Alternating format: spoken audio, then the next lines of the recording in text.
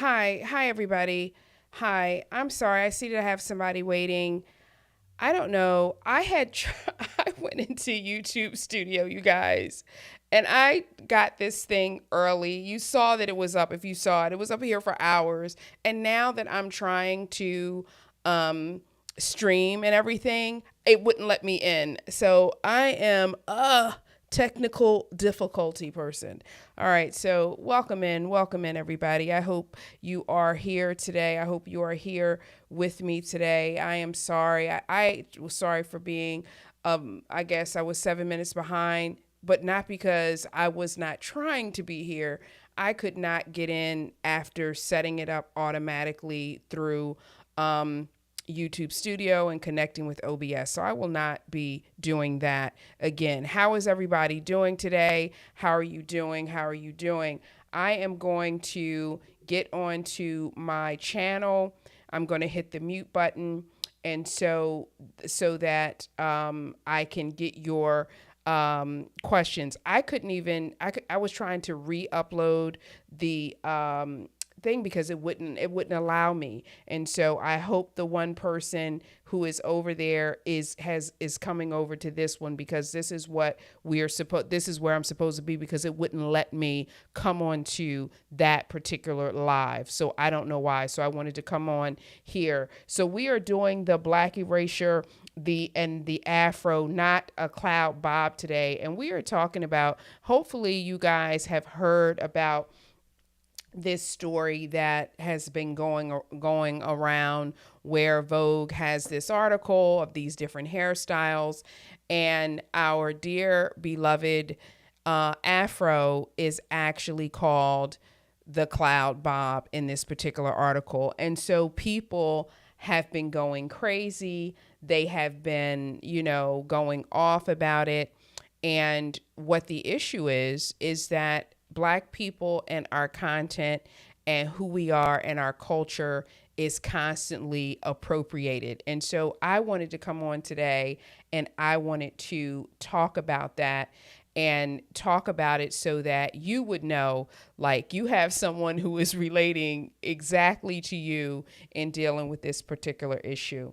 And so I hope that you are out there. I'm getting ready to check right now, and see if we have anybody in chat, because I still see, it looks like that I have somebody waiting over on the other side, but it's only because I couldn't get in over there. So I'm gonna go ahead and go in here into the chat.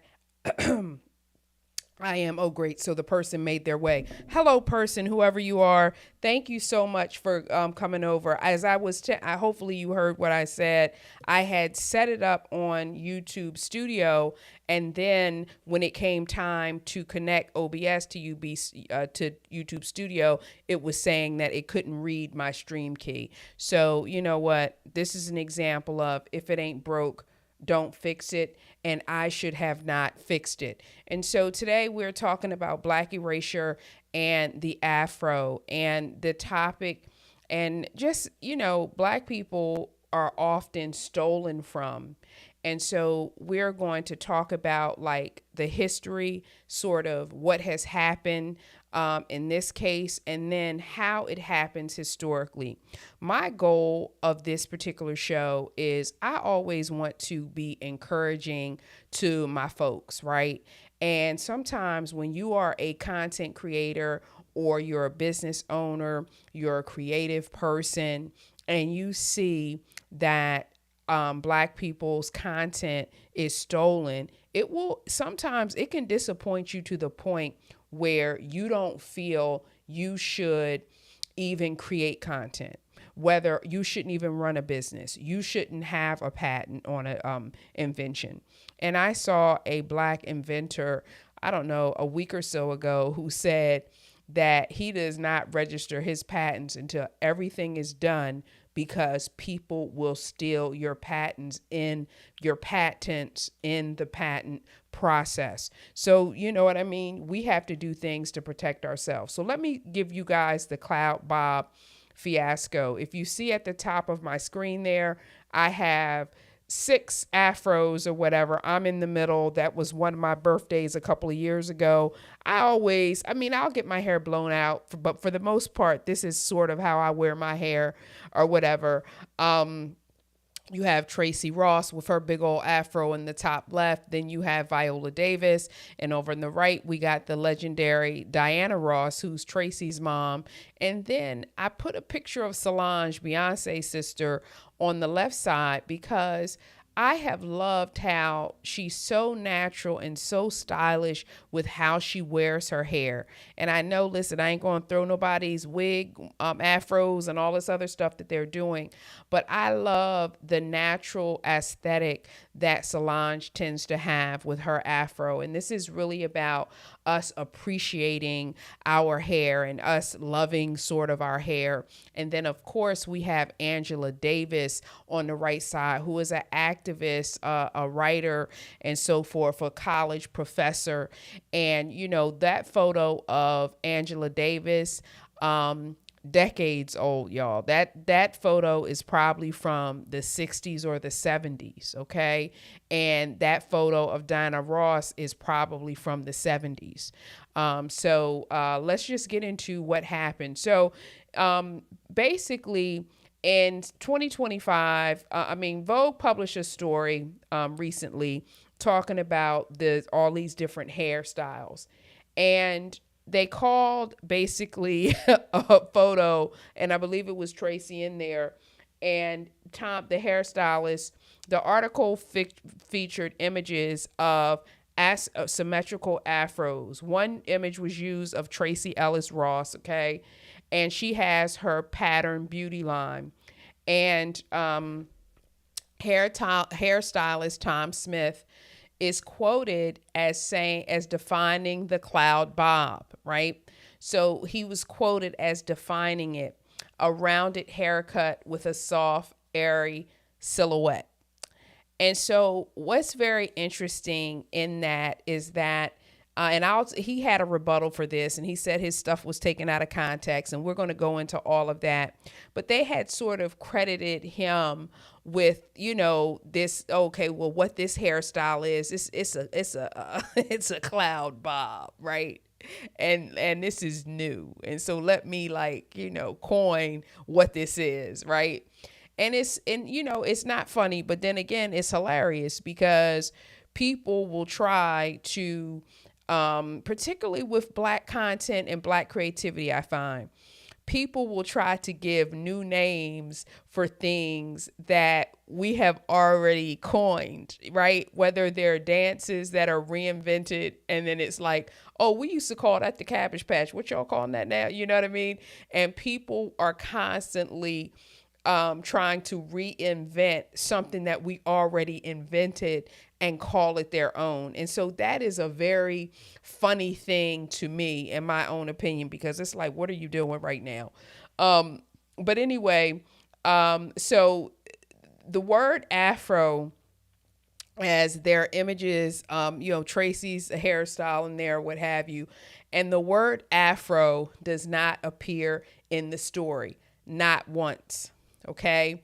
So say, for example, just for, kicks and giggles, that we wanted to create a style that mimics the Afro. Just say, like, I'm some, stylist, and I want to create something that's, airy and fluffy or whatever, right?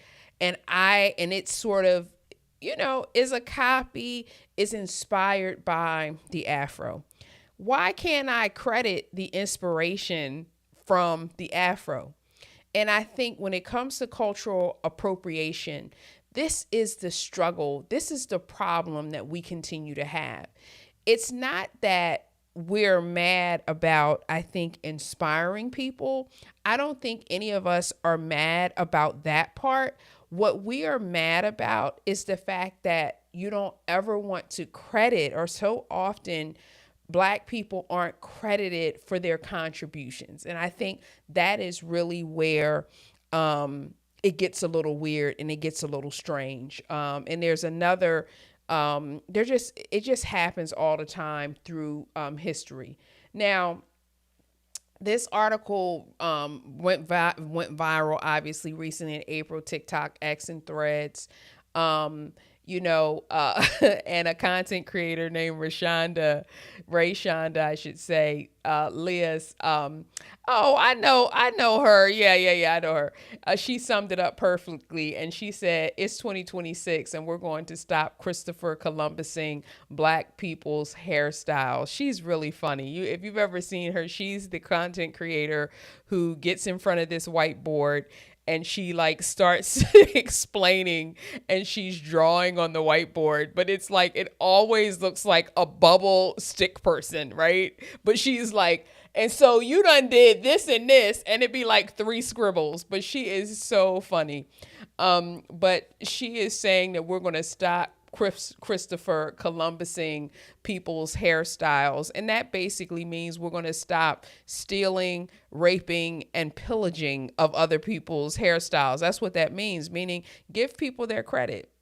Give people their credit, and too often we'll find situations where like people will take something that Black people created and they're counting on no one Black to acknowledge it, to know it, to realize it, right? There was another case that I included on a show that I'm producing for one of my clients where a Black creator, and I think I'm going to do a whole talk on her, I do a whole live on her, but a white creator put her whole head on this body of a Black creator at a tennis event. I want to say it was the US Open or something like that. And the person who did it had like 1 million and so followers. And the person at the time of the theft had about maybe 100 some thousand followers. And I believe, when you have someone who is a much bigger content creator stealing from someone who's a smaller content creator, I believe oftentimes it is because they don't believe they're going to get caught, right? Like if I have 1 million and you only have 100,000, like who's really looking at your content? You feel me? And I think that is something that happens, but the internet is brutal. And, you always got people out internet sleuthing. And that's why, like the lady got caught out there. Let's talk about Black Erasure today. We're talking about Black Erasure and the Afro.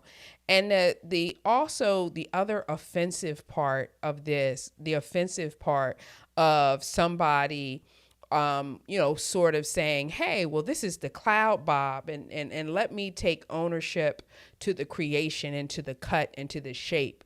What also is offensive is that the Afro was very much a political statement. It was a cultural statement, right? So we were no longer going to press our hair. We were going to not put chemicals. We're going to put the lye in our hair, right, to straighten it out. We were going to embrace our natural coils, right? So that's what the Afro coming onto the scene was really about, right? And so again, people want to copy something. And I did a video about K-pop as well, that K-pop is really based on Black music, like their dance moves, how they dress, the music, all of it is literally 90s hip hop. And a lot of people don't realize it because they're singing in Korean or whatever. But all that music, that stuff is T.I., Jeezy. You got all kinds of Michael Jackson influence or what have you. And a lot of times, again, we're not getting credited, but that doesn't mean our presence isn't there. Hence why I want to talk about the Afro. And so when someone says that, they're creating our look without our political, interest, without our cultural interest, without our cultural background. And that's why a lot of times when someone copies something, it falls flat. Because you can copy the external of something, right? You can copy the look of something, but your motivation behind it, the soul into it, you can't really copy the soul of a thing. And so it often falls flat because of something like that. So just to give you guys, I want to give you some history on the Afro. And the point about, Vogue being the place that, basically calls it a cloud bob and doesn't mention that it's an afro. The afro history predates every cycle of Vogue. Every cycle, it predates it, right? So it's just so interesting, again, when a publication or when a mainstream company copy some of the things that we do without the credit. It's just really an interesting thing. So the afro, let's get into some history right now. The afro emerged as a deliberate rejection of Eurocentric beauty standards, right? So it was like, we aren't going to, like I said, we're not going to straighten our hair, right? We're not going to put no dye in there. And you know what I'm saying? Back in the day, they put the guys put what they called the conk, C-O-N-K, I believe they called it, and they would straighten their hair and they would slick their hair back and things like that. And they were basically saying, no, we don't want to accept Eurocentric beauty standards, right? That's not where we are. And this was big in the civil rights movement and the Black Power movements of the 60s and the 70s, okay? Hence, and Dr. Angela Davis being an activist, you have afros. If you look into the history archives of Black Panther members, you will often see them all rocking afros, right? Okay. And it was like, hey, I am proud to be Black. And so I want to accept all parts of my Blackness. And that's my natural hair. That's what my natural hair. And that's why I have an afro. Okay. So people that you saw, obviously I shared with you the six of us, me being in the center, but Angela Davis, historically, we have her on there. Dr. Assata Shakur, we have her as well. The Black Panther Party, Diana Ross on the cover of Jet. We have Diana Ross on the thumbnail. The Jackson 5 as well. Which, you always saw them, all of them had their little afros going on or whatever. And these were the cultural architects of this hairstyle. So, but you saw everyday people. I mean, I remember being a kid and my dad had a afro was like this, was way out to here. You know what I'm saying? So it was something that we did and we brought in because it was a statement of who we were and being, I'm, James Brown, I'm Black and I'm proud, right? This is around this type of era of time. So if people don't know their history and they look at an article where someone's calling it a cloud bob, they could actually believe that it's an actual cloud bob because they don't know the history. And that is why it is important. You guys are going to see me on YouTube more talking about these type of topics because Black erasure is really about, if you have a big old eraser or whatever, and someone is just erasing your contributions, erasing your history, that's what Black erasure is, right? So whether it's someone taking a style of hair that you have created decades and decades and decades, and they basically erase your contribution to it, that's what Black erasure is. If, someone starts saying that someone else created hip hop music and they stop saying that Black people created it, that's what Black erasure is. It's about, systems in place, people in place, erasing the contributions of Black people. That's what Black erasure is, in case anyone doesn't understand that.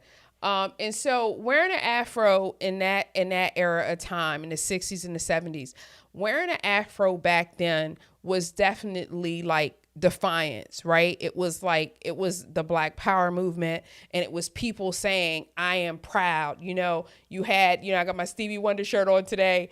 But, you had Stevie Wonder back in the day. He had an afro. He did his, his cornrows as well and things like that.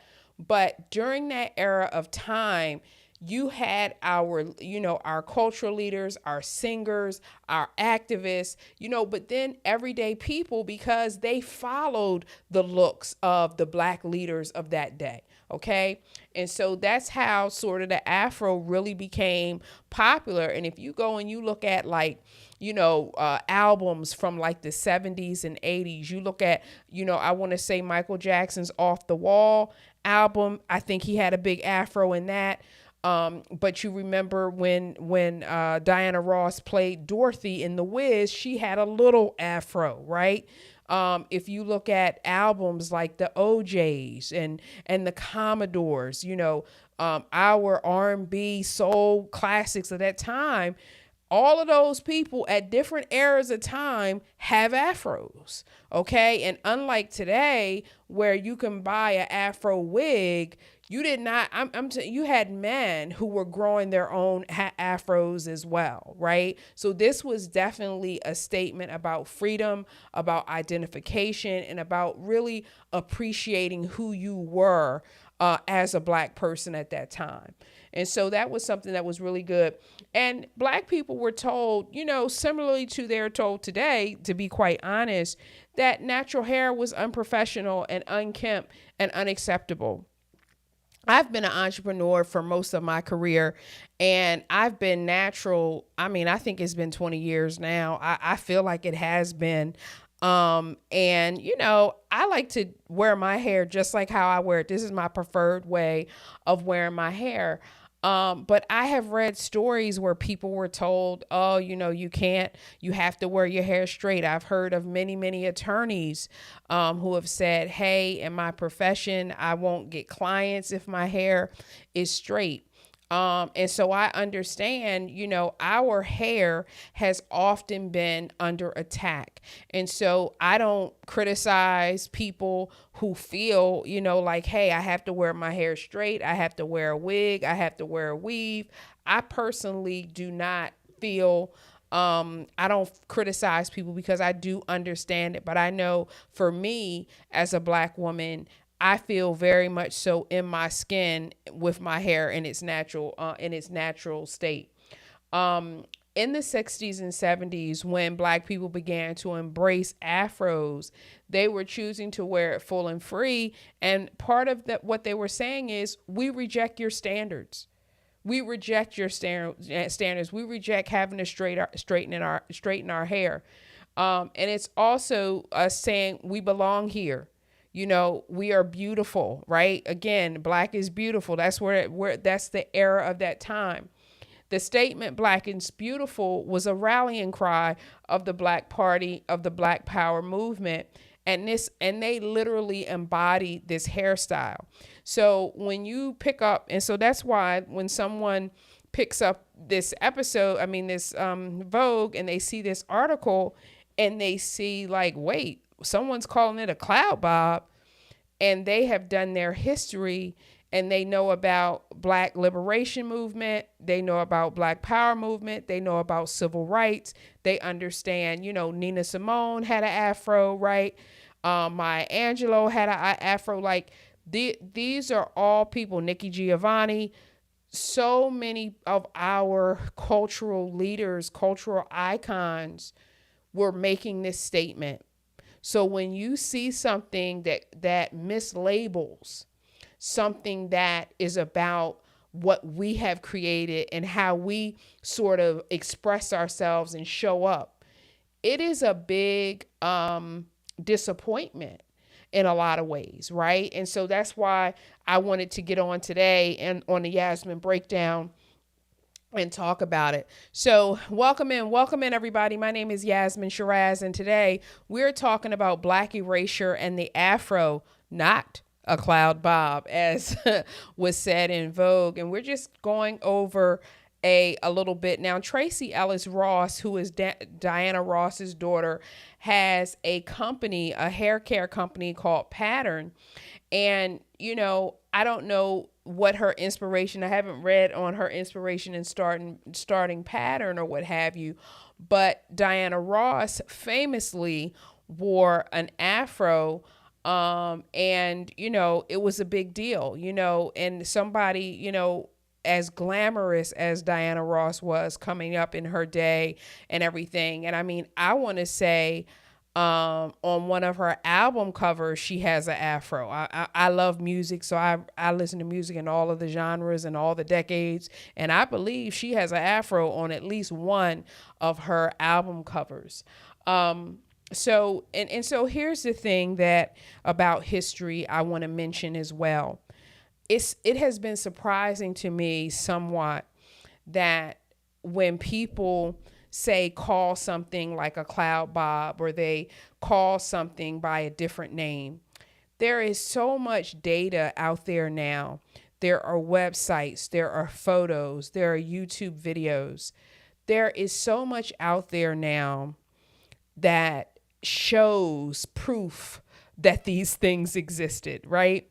So if you didn't know a black person with an afro, you could type in on Google, you could go on YouTube, and you could find stories, documentaries, you could find all this information.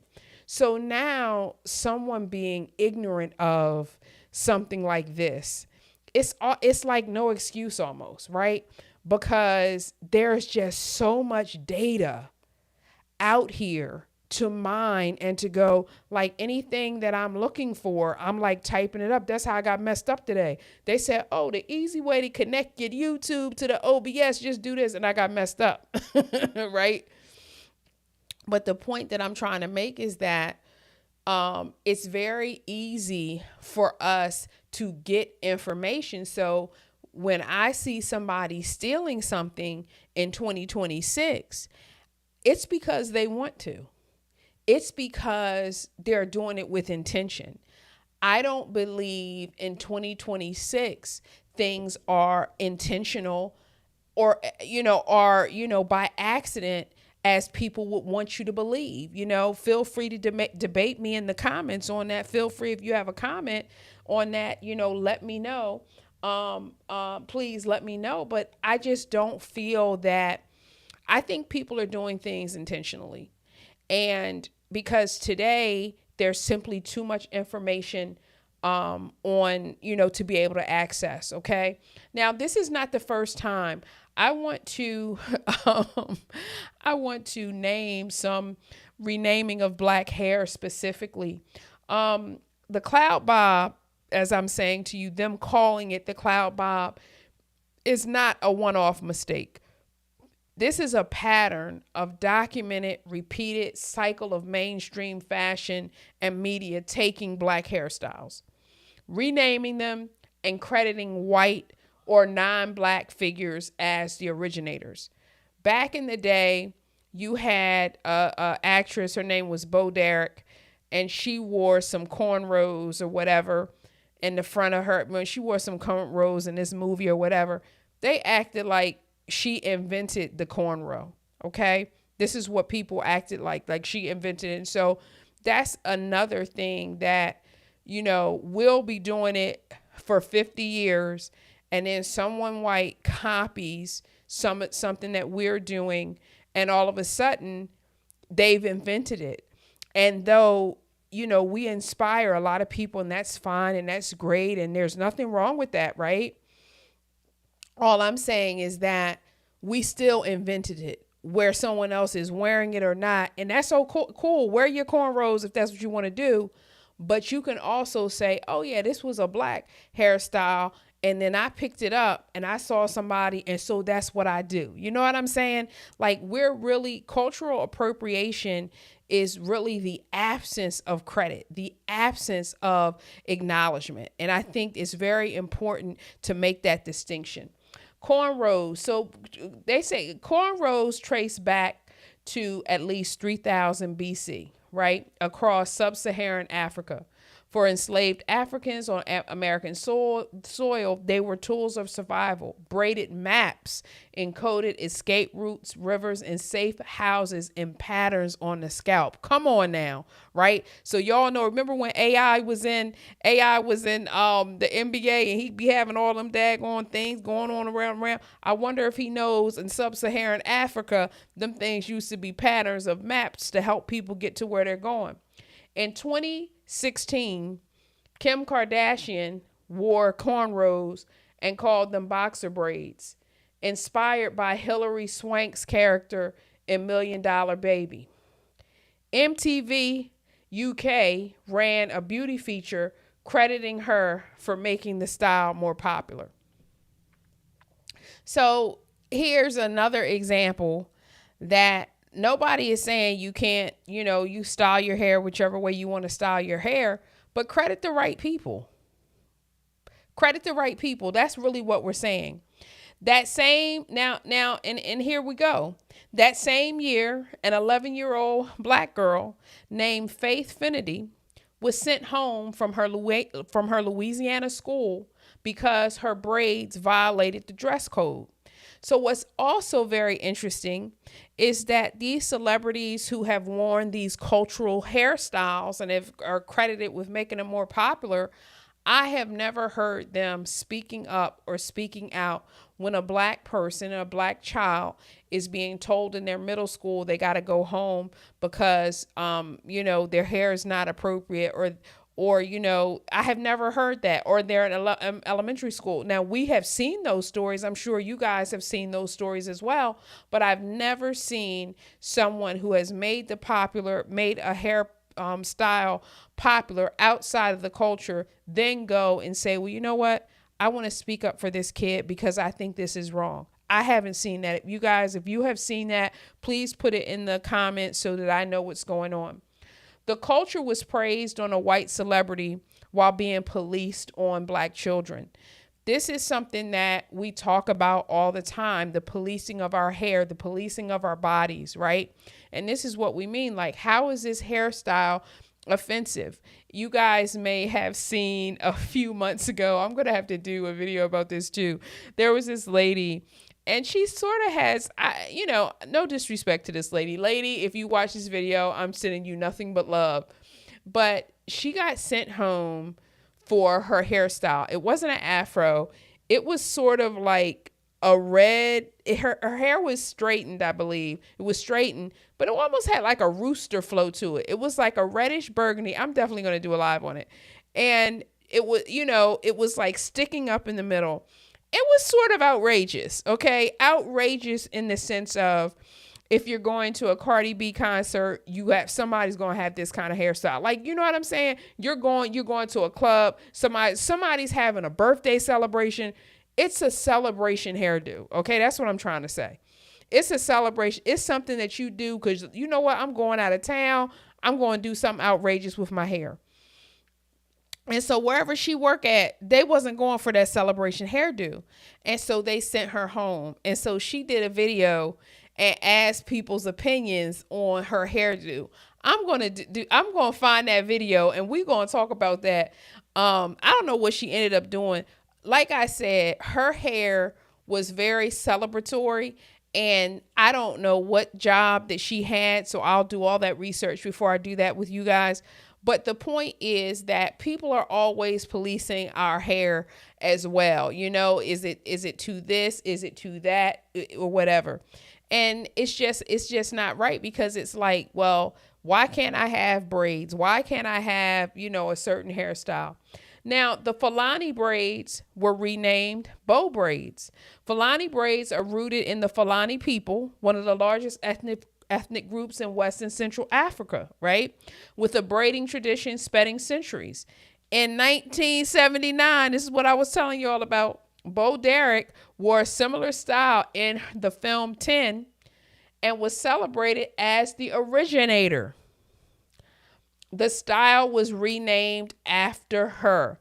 And this is what I'm talking about, right? We're not mad that Bo Derek wore the braids. We're not mad at that. We don't appreciate folks not realizing these are Fulani braids, right? That's what we're talking about. That's the distinction. And people are sort of like, well, what do you mean? You guys are whatever, but that's not what we're saying. We're saying that please don't bite a style from us and then claim it as your own when you know you didn't create it. Please give credit where credit's due. That's really all we're saying. In 2015, you guys may remember this, Zendaya wore locks. I think there were faux locks I'm sure there were faux locks to the Academy Awards, and was mocked by Fashion Police's Juliana Rancic, who said she looks like she smells like patchouli oil. And so this is basically a stereotype that, if you have on some, locks, you must have some, Rastafarian or this or that, or you know what I'm saying? Like, it's some type of stereotype that's going on. And because she was an entertainment reporter at the time, she just, let it rip of what she was really thinking. Now, that same year, Kylie Jenner wore locks on the cover of Teen Vogue, and it was called Trendy and Bold, right? And so one of the things that was so important for us to talk about Black erasure and natural hair and Black hair and what we experience is that when we do something, someone's policing it, someone's criticizing it, or what have you. And then when someone in quote unquote white does it, it's trendy, it's bold, it's, let's name something after it. And all of a sudden, like, for them, they're praised and we're policed. And this is a pattern that happens over and over again. And so we're talking about it so that we know what it is. Okay. We ain't angry. We're talking about it so we know what it is. Bantu knots originate with the Bantu speaking people of sub-Saharan Africa, a diverse community of over 400 ethnic groups. The style carries deep cultural and spiritual meaning. Fashion media has repeatedly renamed them mini buns or inaccurately attributed their circular shape to Buddhist imagery to erase their African origin. And again, it's another point that is worth making for us, that braids are African. That's an African tradition, right? And so when someone starts to take the name, take it away from the people, take it away from its origin, take it away from where it originated, that's erasing the contribution of Black people, right? So that's why we're calling it Black erasure. All right. So, all right. Vogue's own track record. We all know Vogue be suspect, but we're going to go ahead and share. We're going to share a little bit about their suspect behavior. In 2018, they ran Afro-inspired images of Kendall Jenner, framing the look as a Gibson Girl reference rather than crediting Black hair culture. They have decentered plus-size Black bodies from campaigns directly inspired by Hairspray, a film about Black music and culture. So the pattern is institutional. Now, again, what we want to focus on and what we want to make sure that we understand about this is that Black erasure is erasing the people who originated the style, right? So it's not saying, oh, if you want to do this to your hair or whatever, just acknowledge this is from Africa. This isn't from, your salon on the corner on Rodeo Drive or wherever you at, right? Beverly Boulevard. I don't know where you at. You know what I'm saying? Understand that. It erases the people who originated the style, and it erases the history that's attached to it. We want to keep the history attached to it. We want to keep the people attached to it. So that's what happens. Once the name is gone, it is easier to forget, right? So if someone starts calling something bow braids from Bro Derek, then you're going to forget Fulani braids, the Fulani people. You're going to forget all of that. And that's why this distinction needs to be made. We have to fight to keep the name. And why it's important to do a video like this, to say, wait a minute, don't let people tell you it's something that it's not. We got to fight to keep the name and keep the history, right? Now, we've already talked a little bit about the double standard where it's policed on Black bodies oftentimes and praised for other people. And that just, really speaks to, how people see things and what their perspectives are. Because if braids are offensive on a Black body, why are they praised on a non-Black body, right? So that doesn't really make sense, but that happens time and time again. So in that case, when it's police for us and praise for other people, it's more than cultural appropriation. Sometimes it's actually active harm, and we have to speak to that. Black women and girls are regularly penalized for wearing afros, locks, cornrows, and braids in schools, in courtrooms, and in workplaces. They're told these styles are unprofessional, dirty, or disruptive. These are real things, okay? And it's really about someone's own perception or belief, because why are you saying my hair is dirty? I wash my hair. My hair ain't dirty. You feel what I'm saying? So just understanding where that kind of thing comes from. The Crown Act, creating a respectful and open world for natural hair. That was introduced specifically, you guys, because black people were and are being fired for and expelled for wearing the same styles that fashion magazines call trendy when worn by black people. So that's what the Crown Act is all about, right?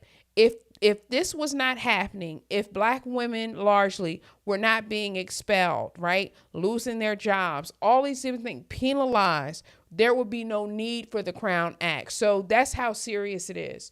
As of 2024, however, the Crown Act has still not been passed federally. Black people are legally unprotected in many states from hair discrimination. And, it is what it is. But, it's just crazy because it's like, it's a hairdo. Why are we tripping about this? But other people, literally, a lot of people trip about this. And it's very strange when you think about it. Meanwhile, as we're talking about, Vogue gives a new name to the Afro and calls it a season must-have haircut. That's the contradiction at the center of cultural appropriation. The dominant culture, right, gets to celebrate something that they didn't create, right? And someone black wears it, culturally connected to it, and they're penalized and they're policed. That's the contradiction that we're talking about today. And this dynamic, as I know, is not only unfair, it's damaging to people. And that's why, for me as a black woman, I don't criticize black women if whatever they're doing with their hair. I don't have any criticisms because there is such a storied history of so much pain with it, whether it's coming from inside the family, criticizing your hair. You could have had a negative work experience. Like, there are so many things. And so I send out hair love. That's why I love my dude, Matthew Cherry, with his hair love movie and book, because we really do need hair love. When black children are told from the time that they're old enough to understand that natural hair is unacceptable, while other people's natural hair is glorified on others, their natural hair is glorified on them, but our natural hair is a problem. It teaches them that their culture is only valuable when it's filtered through a white gaze. Pause. Let's pause for a moment on that. I want to talk about, hey, Kendra Nicole, how are you?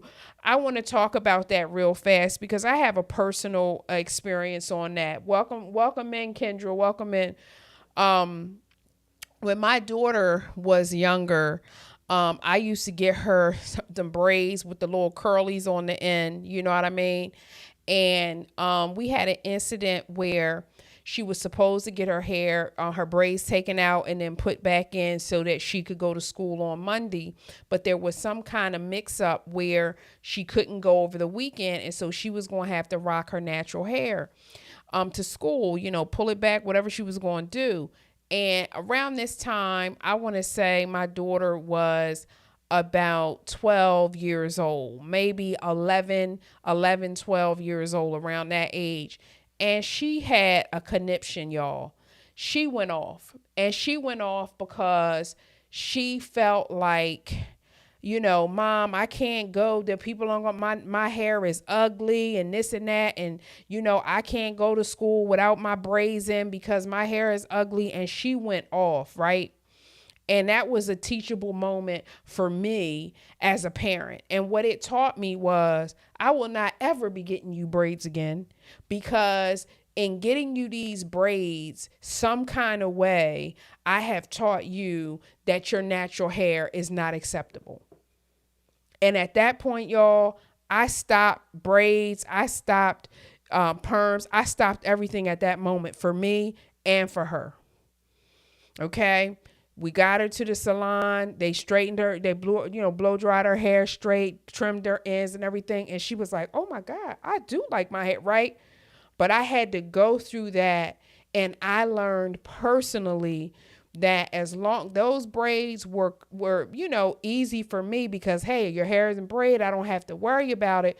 But the thing that it doesn't tell you, the thing that people don't know about it, is that sometimes when you're putting them braids in your hair and in your daughter's hair when they're younger, and I'm just speaking from my own personal experience, okay? No casting, no dispersions on anybody else. But it was almost like I was telling my daughter that her own hair was not pretty enough. And now she's older, she's a full-on adult, and she loves her hair. And so that was something that I had to go through. And you know what I mean? Like, I couldn't tell her, you have to love your hair, if I wasn't going to love my hair. And I mean, and that's when my natural hair journey began, and that was, like I said, that was a long time ago at this point. And I'm so glad that, like, kids don't realize how much they teach their parents, but that was a teachable moment for me, because at that point I was like, oh, And so if there are any mothers of daughters out there, I just want to share that story. I don't want to tell you what you should do. You do what you feel like you have to do. But when you're looking at your, the classmates, and the classmate got their hair out and their hair is, and they're comfortable with their hair, why can't we be comfortable with our hair? So just a thought. All right. So, so it feels like there is racism, to be quite honest, in the beauty culture. And it's almost like if it's not Eurocentric, then, there's a problem. And so I even struggle, as much as I love Cardi B and I love Meg Thee Stallion, and both of them take care of their hair underneath so much. But I don't like how much wigs, and I know it's them and they have a right, and that's why I don't even talk about it. But they take care of their hair, and I'm like, why don't you show us that you take care of your hair? Because you can take care of your hair. You know what I'm saying? Like, and again, if y'all are out there wearing wigs, I'm not judging y'all. I ain't mad at you. I'm just saying that a lot of people, we're doing all this stuff covering up our hair, and we really have beautiful hair underneath. And so I wanted to do this video and this live to be like, yo, we need some self-love on our hair. Come on now. So today we're talking about Black erasure and the Afro, and we're reminding people that the Afro is not, in fact, a cloud bob. The community showed up and they had a lot of comments about this whole scenario, right? So Tracy Ellis, she responded without a caption, but she posted a carousel of herself wearing her Afro in multiple iterations, and one of them is on my thumbnail. She said nothing really, but she just, put out her Afro, and that was her silent sort of protest. Kerry Washington and Shonda, they did some fire emojis to that particular post. And I mean, I feel like, I don't know, I've never seen Shonda in the Afro. I'm sure Carrie probably has taken some photos. Content creator Rashonda Liza's TikTok received over 70,000 likes, and her phrase, Christopher Columbusing Black hairstyles, became a framing device for the entire cultural conversation. And so Black beauty writers, journalists at Essence, Hello Beautiful, Madame Noir, and cultural commentators across all platforms, you guys, are talking about this moment because we don't want the ownership and the origin of our Black hairstyles to be erased. We don't want that to happen. And so people are really speaking up. Now, Vogue removed the image. As I understand, they removed the quote from the stylist as well, but they did not apologize. They did not acknowledge the history they erased. They simply republished the list with 16 styles instead of 17. And this is the important thing. And I really want us to be encouraging to Black creators, Black women creators. You're creative in your style, in your dress, whatever, because people are always looking. Now, people may not always acknowledge they checking you out, but they are. And that's one of the things that I want to say is that people don't copy from things that aren't interesting, right? Exciting. You know what I mean? So people are copying from greatness. And that's something that I want people to really understand, that you would not be copied. We would not be copied if we weren't, in fact, Black girl magic. Hello, somebody. All right. So why the language matters. Language assigns ownership, right? And so when someone starts calling Fulani braids bow braids, the ownership of what that hairstyle is transfers. It's no longer assigned to the Fulani people. It's assigned to Bo Derek. So the history of the Fulani people and the braids is erased, and it starts with Bo Derek and the Tin movie. You feel what I'm saying? Or it starts with Hilary Swank and $1 Million Baby movie. You feel what I'm saying? And so it's very important that we fight to retain the names of our things, okay? Because with the name is the history of it, right? And so when someone calls an Afro a cloud bob, gosh, I want to cuss on that, but I'm not going to do that on that thing on here today. But when they call it a cloud bob, all the years and the decades where this hairstyle was about freedom and it was an act of protest, it gets erased, right? And so somebody can be like, oh, it's just a hairdo, it's just a name, what I mean? Like, people can literally have that attitude, but it's so much more than that. And I want us to lean in and really understand. Language also shapes perception. Calling it an Afro is something completely different than calling it a cloud bomb. We are educating. Like, if I tell my daughter, oh, it's a cloud bob, and I don't have that connection to Africa, or I don't have that historical connection, then she's not going to pick up on that historical connection. You feel what I'm saying? So it's like people try to minimize things and make it seem like it's no big deal, but it's a big deal because our history is being erased. Okay. So today, what's up, everybody? My name is Yasmin Shiraz, and we are talking about Black erasure and the Afro, not the cloud bob. We have talked about the history of how oftentimes Black women hairstyles have been renamed, criticized on Black women, policed on Black women, but in fact, it goes over to the mainstream and they are praised for our same hairstyles. And also, let's keep going. Language determines who gets credit and who gets capital, right? So if someone comes out with a braid wig and it's called the Bo Derek, you can best believe the money's not going to no Fulani people. You feel what I'm saying? And so it's very important for us to retain the names of things, retain the history of things, so that we can, in fact, retain the ownership of things. This cannot be overstated. All right.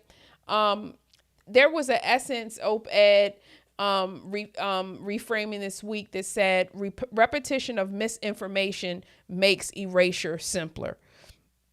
So when people just repeat misinformation, before long, the history is gone, because all we keep doing is repeating bad information. And so that's something that, like, I'm so motivated. Like, I've been on, every day in the last 3 days or whatever, but I'm so interested in contributing to the Black history of it all, the Black content of it all, because we have to have more people putting out the right information, the historical information, so that we know the factual information, so that we know the facts. All right. So, and this is how, like, we're in this social media moment right now, the internet, AI, or what have you. And this is how cultural appropriation happens in these moments, is that misinformation continues to get repeated. So when you see these creators, these Black creators, and they're up here and they're like, and let me tell you the story. There's a girl named Ashley. I don't know her last name. And she's like, and let me tell you the history of so-and-so. Watch her video. Watch her video. When someone's like, oh, and this is why such and such, y'all, because if we do not listen to people who are telling us the facts, we are going to just hear misinformation over and over again. And that's why I'm committed. I'm using my sociological background, my degrees and so forth. And I've been putting out information to help us so that we know what's going on. All right. Now, a lot of times what has been frustrating to me in this day and age is that people aren't really overtly stealing in a way. They're sort of renaming, rebranding it. You know what I'm saying? They real slick. People be real slick with it right now.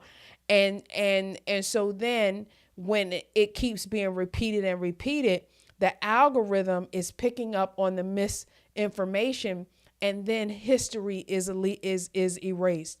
And so that's why it's so important for, again, factual people who know some history to keep on pumping out historical stuff. So if you're listening to this video and you haven't followed me yet, follow me, because I'm going to be one of them people putting some information, some factual information. So say, for example, in 10 years, someone will search Cloud Bob, and they will find Vogue, not Angela Davis. Do you feel where I'm coming from? This is why this is important. So that's why, I was like, oh no, we're going to have a video where we're going to talk about this, because I'm going to be a part of the search engine where we're talking about the Afro, not the Cloud Bob. You feel what I'm saying? Because what is happening right now in this era, in this moment, in 2026, is you have so much misinformation being created that if real information, if factual information is not also being created, then you have a disproportionate amount of lies that are on the internet. And so that's why, you can get so much wrong, information. And so now that I understand that, it is waking up a spark in me. I mean, I woke up this morning, literally, y'all, let me tell you, I woke up this morning and LeBron James, I looked on the internet or whatever, and he had so many points last night. He did so well. When I tell you, from the time I got out the bed, brushed my teeth, I was writing a script about ageism and him and the NBA, because they're obsessed with how old he is. Y'all, I already had that video went up at 5:30. I was literally brushing my teeth. Ideas was percolating. I got my phone and I started writing the script as I was getting dressed this morning. Because in that, and maybe I'll do a live about that particular story, but trying to push people out because of their age is age discrimination. Whether you're playing for the NBA, whether you work in corporate America, where, you know what I mean? It's age discrimination. Let's go ahead and call it what it is. Okay. So yeah, I did a video on that, but that's how motivated I am, where I'm getting up and I'm like, oh, I got to do a video. Wait, I got to do a video. Wait, I got to do a video. And so as we wrap up today, I want you guys to sort of understand that this Black erasure of Black hairstyles, okay, this Black erasure of Black hairstyles, of Black culture, things like that, this has a deep historical pattern, okay? None of these things really, in my opinion, are by accident, because the thing of it is that when it's by accident, right, people apologize, they give credit and stuff like that. Yet in these cases, we don't always see credit being given, right? We don't always get, apologies. We'll get deletions. We'll get, take that off my feed. We get that, but we're not getting the credit that we need. And that's why, as Black creators, we have got to be very intentional about getting content out about our community as well. All right, so Black cultural practice, hairstyle, or art form is created out of survival, resistance, or identity. And so it's not just a hairstyle. So like, again, the braids that were like a map in somebody's head, that's something different. It's not just, oh, I decided to tie my hair up today, right? So that's why it's important for us to fight for this being an afro and not a cloud bob, right? So I hope everybody gets that. The dominant culture often ignores it or actively penalizes Black people. I would love for the Crown Act to be brought into law. As I mentioned to you, that has not happened. The dominant culture also often finds a way to profit from it, right? Who is profiting from all of these different things where they're erasing Black culture? It's not often Black people, you know what I'm saying? So Black people have to do more to push back, keep the original names, and talk about these things among other people. You know what I'm saying? Like, oh, that's the such and such braids. That's the this and that. It doesn't have to be a history lesson, but it is something that we should talk about. Other examples of this: jazz music, rock and roll, hip hop, cornrows, locks, Bantu knots, and now the Afro. And as I shared with you guys, I did a video on K-pop. And I didn't know nothing about K-pop. I'm telling you, everything that I've been doing motivated to, add more algorithm information on Black culture. I'm learning just like y'all are. I'm learning. And I learned so much about K-pop and how K-pop basically just has stolen so much from the 90s, R&B, 90s hip hop, the dress, the way they sing, just the whole thing. It's not Korean music. It's literally hip hop sung by Koreans. And it's very interesting. I'm not saying it's bad, but folks need to be credited accordingly. That's all I'm saying. Give credit where credit is due. So the cloud bob fiasco, as we wrap up today. I hope you guys are getting something out of here. I hope I am not yelling into the wind today. It's more than a hairstyle, right? It's about history. It's about culture. It's about our identity, right? Like the Afro is about freedom. It's about identity. It's about accepting, Black beauty for what it is and not saying, oh, I have to be Eurocentric, right? And so we don't want anybody to take away. We don't want anybody to take that away from us. We need to have our things, right? We need to have the things that make us who we are. And when people keep taking away what you have, then what's left? So you start to wonder. So if anybody out there in YouTube land has any questions, please put it in the chat so we can chat today. My name is Yasmin Shiraz. Thank you so much for watching. I've been trying to identify what would be my time to come on. And right now I've been doing 6 o'clock, 6:15 or something like that. I'm going to see how that works for me because it's sort of like the end of my workday. But let me know which topics. I have a quiz up that asks, what kind of topics. Right now, as I share it with you, I am so serious. There needs to be more content by Black creators about things affecting the Black community. It could be fashion, it can be sports, it can be opinion, it can be whatever, but we need our voice in order to balance out the algorithm. And so I am doing this particular channel that focuses on sports, celebrity, some Black history, and some news. So it's basically an entertainment channel. If there's something that you want me to talk about, please message me or email me, Yasmin@yasminshiraz.net.